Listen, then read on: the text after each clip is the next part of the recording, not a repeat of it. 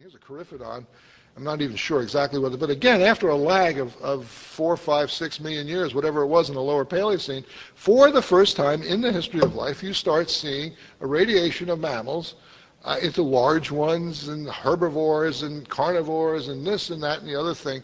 Not the same species, not even the same basic, well, some of the groups that we have today. But anyway, there was a sort of an initial radiation. The point, though, the sort of take-home message here is the mammals were around. They could have done it, but they didn't do it. Why didn't they do it? It looks as though the jobs were taken, and again, this is sort of teleological, quick speak, by the dinosaurs and their collateral kins, and evidently, though, and it wasn't until the dinosaurs relinquished their grasp on the terrestrial ecosystems of the Earth that the mammals were then able to step in and do it. So I think, again, it's another example like that, which, in a sense, is basically a no-brainer. I mean, that seems to be what goes on. Now, here's the fascinating thing to me. That's fascinating enough, but those are 5 isolated major events in the history of life.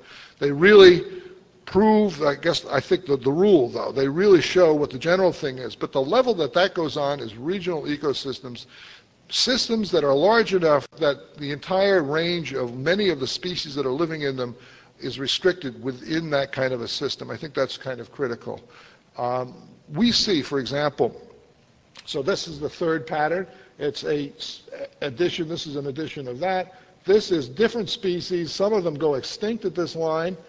Some of them go right through without any change at all. Some of them change, and it seems to be a speciation event. In some instances, a true speciation event. But anyway, ecological shakeups that are sufficiently regional and sufficiently severe that a number of species become extinct. And it's habitat tracking going in on, and it's the species are going in and out of the system, but there's true extinction and true evolution going on. I think that this is really what the nitty-gritty of the history of life really looks like. In the Appalachian Basin, where I got my original Phacops cerana punctuated equilibria example, there are 8 successive faunas. They last about 5 to 7 million years apiece. There's anywhere from a few to over 300 species known in favorable circumstances. All the species, I think it was 70 to 85% of the species are there from the beginning of the interval up to the next line.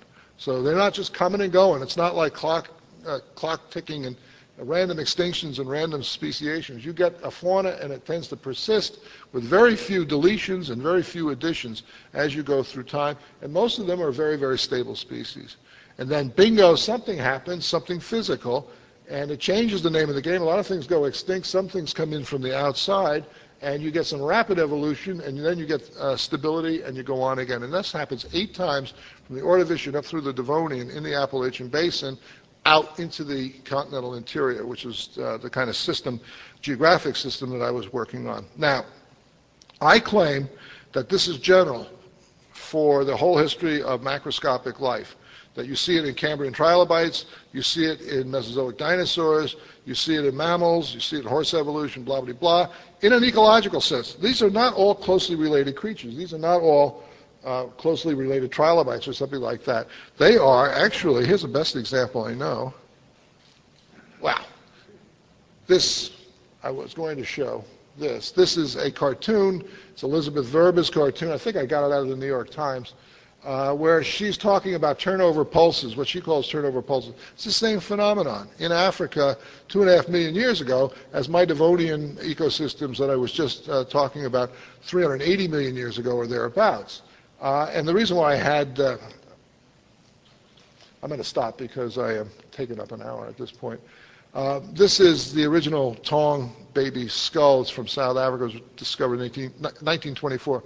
By Raymond Dart and caused great controversy, but the consensus of opinion has long since been that this is a bona fide member of the hominids, our own family, and it's about 2.5 million years old. What Elizabeth discovered was that, so the punchline here is that human evolution follows the same basic patterns as Cambrian and Devonian trilobites, and dinosaur evolution is part and parcel, basically the same thing. X is about 2.5 million years ago. What she was dealing with was a global cooling event that took about 300,000 years to go, but there was a drop from 10 to 15 degrees centigrade. We know this by measuring oxygen isotope ratios in microorganisms in deep sea cores. And there was sort of the ecosystem sort of took it. That's her imagery.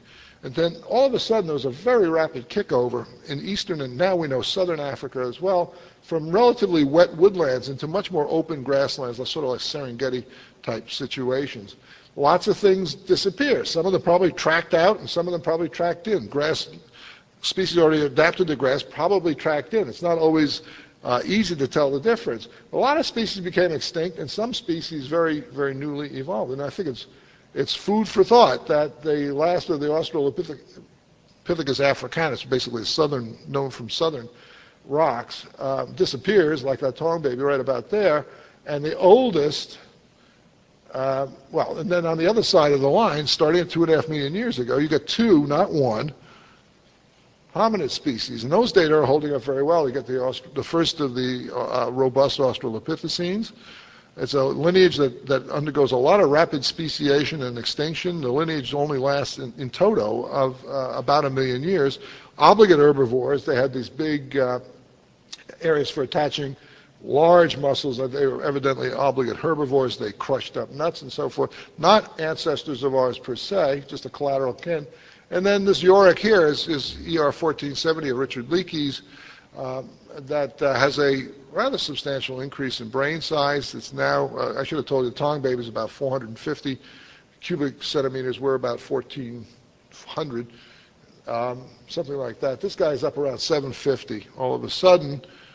And this species, that skull is not as old as 2.5 million, but there are skulls and pieces of skulls that belong to that species. And the very oldest stone tools in human history.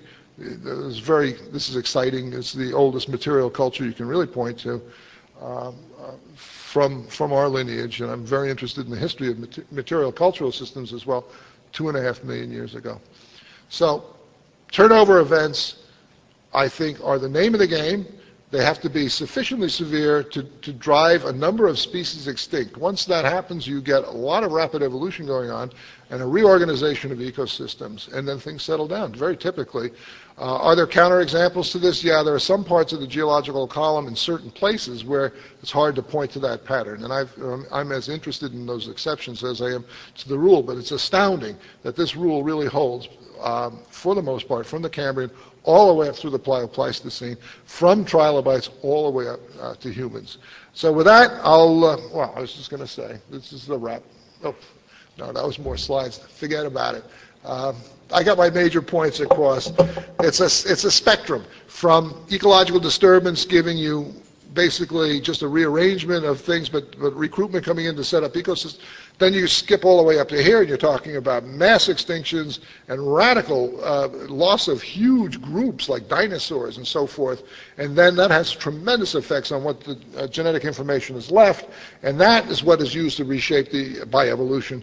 And again, I realize I'm on shaky ground utilizing that term, gives you consequently much greater evolutionary different results. But the real nitty-gritty, where the real action is really concentrated most of the time, are these regional patterns of turnover, species loss, and species evolution. That is really the stuff, I think, of the evolution of life. Thank you very much.